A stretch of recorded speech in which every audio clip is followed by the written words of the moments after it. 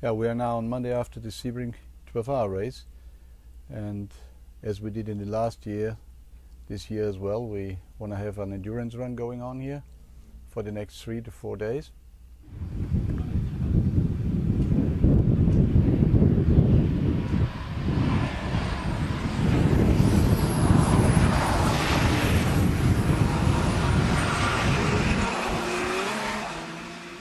The endurance run car started already at 10 o'clock doing its endurance run, and the second car is here for doing some setup tests and some special development tests that we need in parallel on that.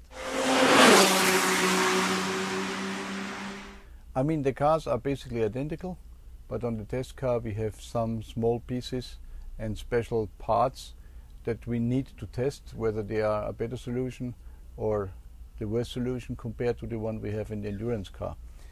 This is normal testing work, and the endurance car is running in the spec that at present we have planned to run in Le Mans, and so there is not a major difference between these two cars, but the one car is here for doing several laps, stopping, doing changes, and the other car is going to run continuously to collect miles. 11 hours per day that we can do. Unfortunately, there's no way to run through the night here in Sebring, but it's not a problem if you stop in the evening, don't touch the car, put it in the garage and take it out next morning and continue. A realistic 30-hour run without stopping but pit stops will be done in Paul Ricard in the month of May.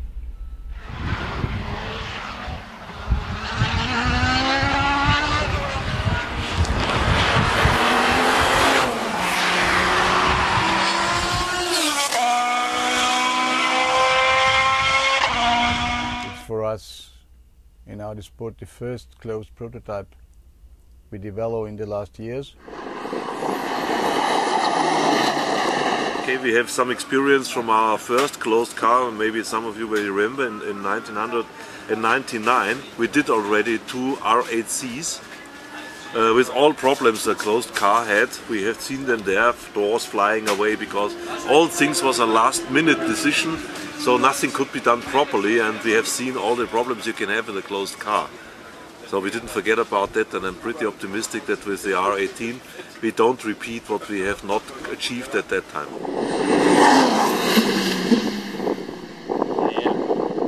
They know about the Bentley, they know about closed cars from the R8C, of course, and then development work with the DTM car. I mean, a racing car is a racing car. That, okay, there's different genres, but the problems and solutions are kind of the same, just need to be interpreted differently or modified.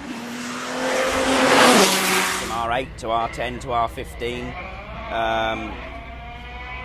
were kind of very logical, natural steps. With the R15 to the R18, okay, now we have some slightly different problems to contend with, different solutions. So you're constantly moving with development, and depending on what happens with regulations or what you're trying to achieve may steer you into a different direction. But yeah, it's a constantly evolving process.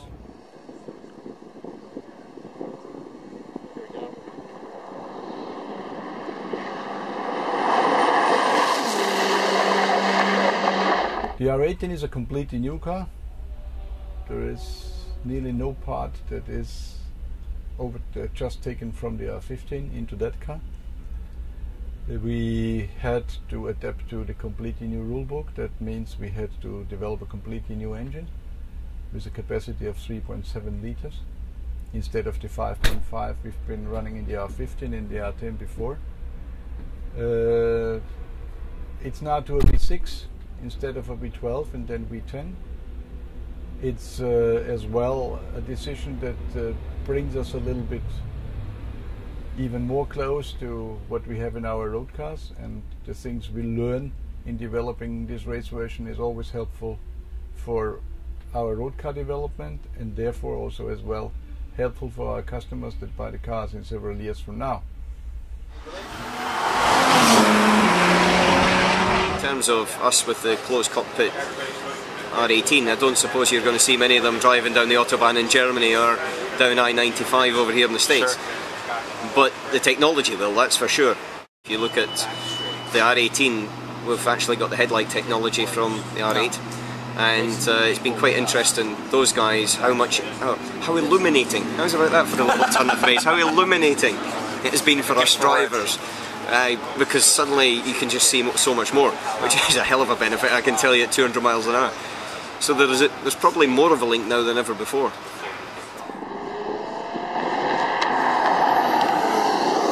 A completely new 6-speed gearbox, a completely new top, which is made out of one piece of and not like all the other tops of two halves that have been glued together. It's a new technology which is even stronger and even lighter. And it's a completely new aerodynamic concept, because with the smaller engines there will be less engine power available, and therefore the aerodynamic efficiency of the car is even more important. And therefore we worked very hard on being very efficient from the side of aerodynamics, so that the car has good downforce and a very low drag. To develop a car like the R18, where everything, really everything is new. You don't want to increase this enormous complexity by something else again. And I think this year, in 2011, we are very well off if you don't use a hybrid, because a hybrid is weight. A hybrid is a very, very complex system in Le Mans. And I think it will be a big challenge for all those which are driving a thing like that. You know, Peugeot wanted to do it, but they cancelled it. So they will only go there for the test day on Easter to check, to get some data, but they will not race it. And there is a simple reason, because they don't want to be distracted from the original target, means to win Le Mans. If you make an engine like the V6, you don't do it just for 1 year. So, and that's why you have to include all the options. I don't say we are running with a hybrid in the years to come behind an engine, but I wanted to have the option to do so if we want to do it.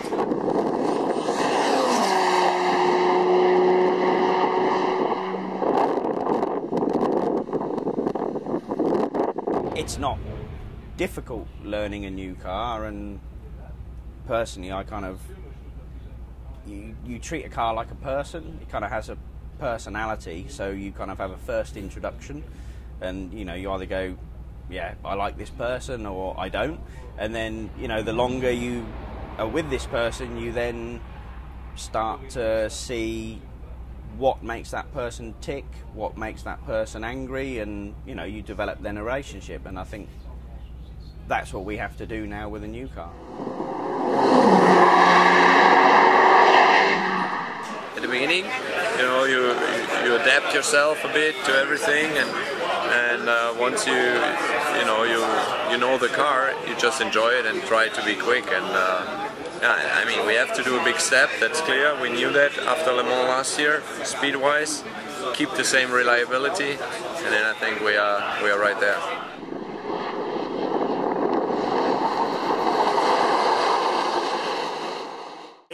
Audi always built very efficient cars, but I mean, we're able to reach the speeds earlier and better aero control in the corners. So that's going to help both for that and the fuel mileage as well. Sitting in a closed cockpit is less buffeting, as we are used to always in an open car. Visibility straight is very good. The seating position is really good in the car. It's different. For sure, you can feel the area where we improve the car. The car, I think, gain agility compared to the R15, and especially gain consistency in behavior, which is which was a little bit the weak area of our R15, which get always this working window very small. With the R18, I think our engineer made this window wider, and we made the car more consistent and easier to drive it for a driver.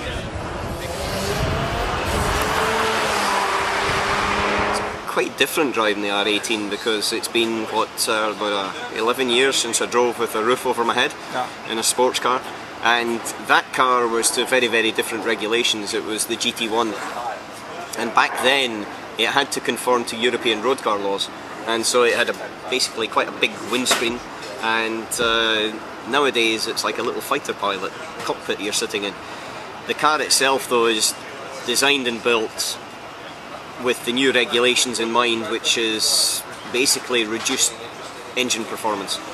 And what the ACO have done, which is I suppose right to be honest with you, is they've effectively created a regulation that requires the manufacturers to become more efficient.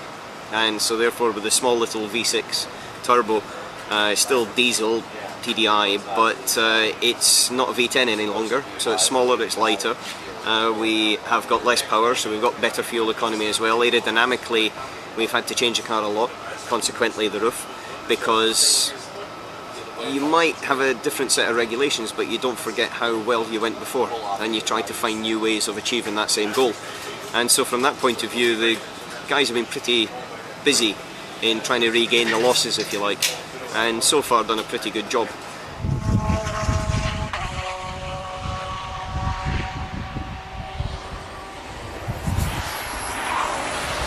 Obviously the thing is to make efficiency, so you need to make aerodynamically very slim, very good, and that helps a smaller engine in that size, and also on the handling, obviously to have a perfect weight distribution, and certainly that has helped in many ways, there's no doubt.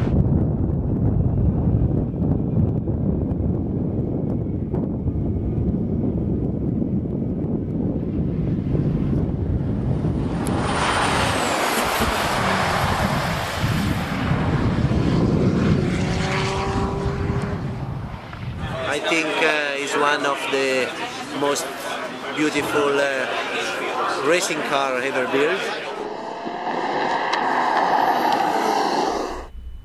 I mean, it's very much driven by the wind tunnel, and I think the nose and the front area has some similarities with the R15. The rear end is completely different, and the rear end, if you watch at the car from a certain distance, it looks a little bit like Darth Vader, which was not intended. If I had the choice myself, I think I'd like to see it running in the carbon black. I guess it would not look very good on TV, but I think it would certainly look menacing. Some cars you look at and you don't like them. Some cars you look at, they maybe don't look quite right. I think if you look through history, you'll see that an ugly car is never a fast car. And I think when you look at a car and it looks aggressive, it's normally a fast car. And I think if Darth Vader had a car, then this would be his. So.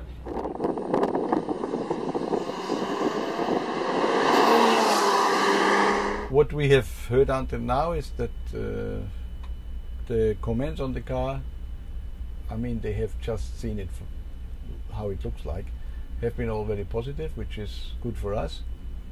And at the end, a race car always will be rated following its results.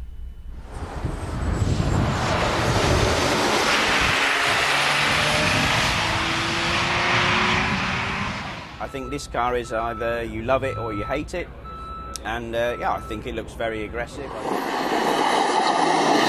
All in all, a lot of pluses, and giving us a lot of hope and motivation that we can keep the big trophy in Ingolstadt. It's difficult to say if automatically a good-looking car is fast, but one thing is sure: ugly cars have never been fast.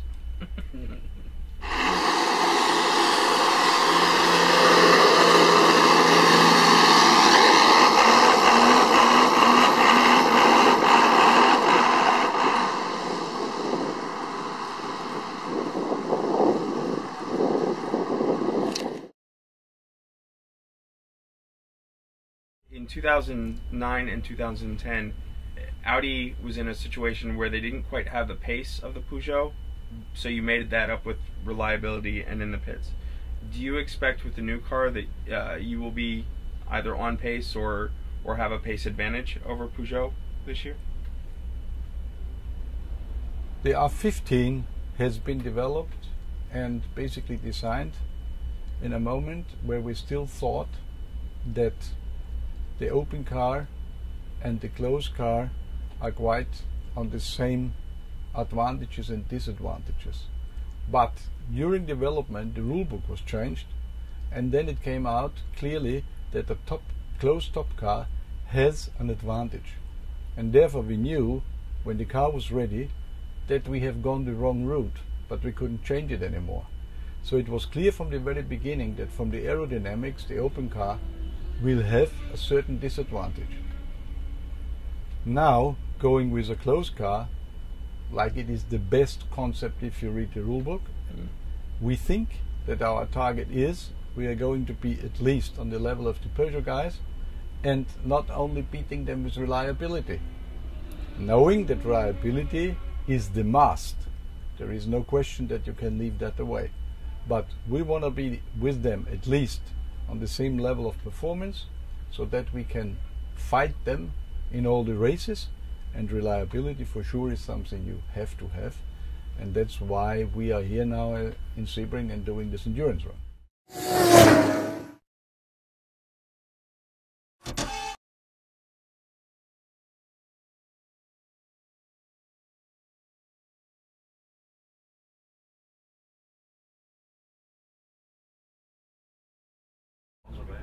Did that make sense? Because yeah, it it didn't to me.